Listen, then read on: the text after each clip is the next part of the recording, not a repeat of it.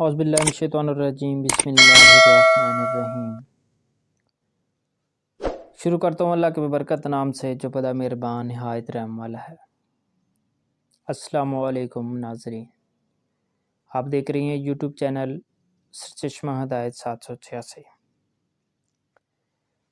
ناظرین، آج ہم سورہ بقرہ کی آیت نمبر 85 کا ترجمہ اور اس کی تفسیر بیان کریں گے۔ ترجمہ: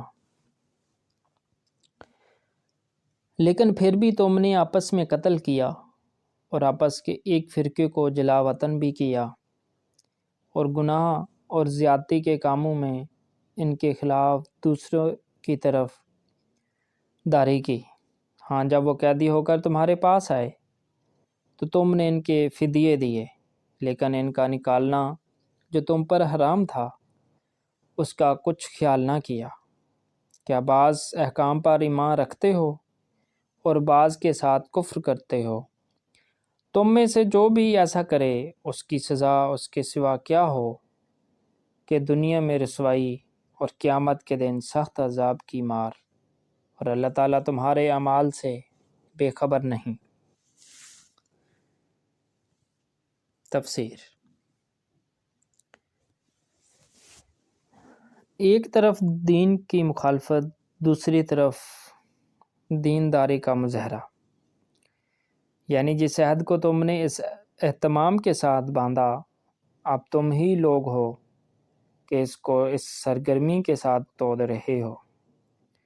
اس توڑنے کی شکل یہاں قرآن مجید نے یہ بیان کی ہے کہ تم اپنے بھائیوں کے خلاف ان کے دشمنوں سے ساز باز کرتے ہو اور پھر ان کی مددگار بن کر اپنے بھائیوں کو ان کی بستیوں سے جلا وطن کراتے ہو۔ اس طرح ان کو ذلیل و خوار کر کے کرا لینے کے بعد جب وہ دشمنوں کے ہاتھوں میں قیدی ہو کر تمہارے پاس آتے ہیں تو تم اپنی ملت پروری اور قوم دوستی کا مظاہرہ کرنے کے لیے ان کو فدیہ دے کر چھڑاتے بھی ہو کہ یہ تورات کا حکم ہے۔ حالانکہ تورات میں جس طرح یہ فدیہ دے کر چھڑانے کا حکم ہے، اسی طرح یہ ممانعت بھی موجود ہے کہ اپنے بھائیوں کے ان کی بستیوں سے نہ نکالنا۔ بنی اسرائیل کی تاریخ کے مطالعہ سے یہ بات معلوم ہوتی ہے کہ یہودا اور اسرائیل کی سلطنتیں الگ الگ قائم ہو جانے کے بعد سے بنی اسرائیل میں اس طرح کے واقعات بہت پیش آئے۔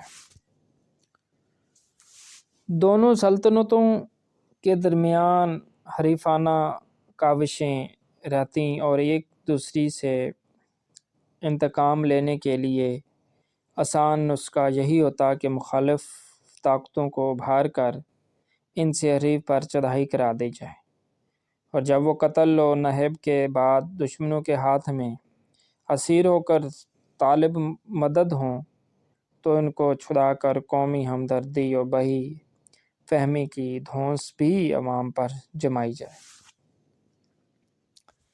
اسی طرح کے حالات ان یہودیوں کے بھی تھے جو نزول قرآن کے زمانہ میں عرب میں موجود آباد تھے۔ ان کی مختلف شاخوں نے انصار کی مختلف شاخوں کے ساتھ حلیفانہ تعلقات قائم کر رکھے تھے۔ مثلاً بنو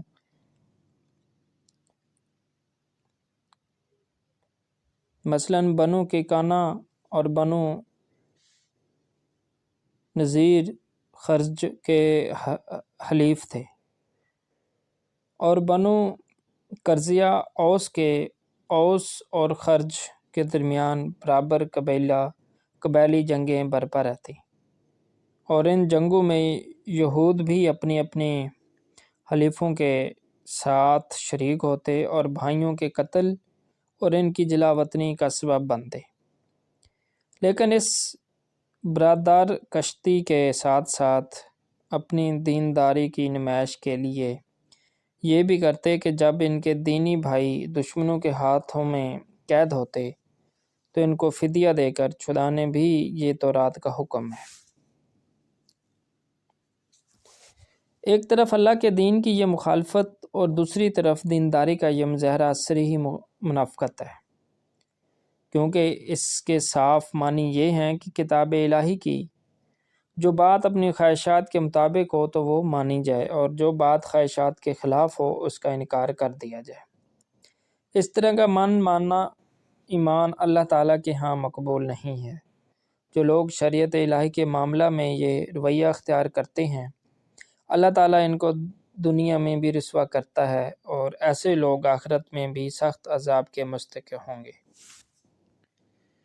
ان آیت کی تلاوت کرتے وقت مسلمان حکومتوں اور مسلم جماعتوں کی ان سازشوں پر بھی نگاہ رہے جو وہ ایک دوسرے کے خلاف کرتی رہتی ہیں، اور اس معاملہ میں اس حد تک بڑھ جاتی ہیں کہ اسلام اور مسلمانوں کے درمیان مسلمانوں کے دشمنوں کے ساتھ ساز باز کرنے میں بھی ان کو کوئی عار نہیں ہوتا۔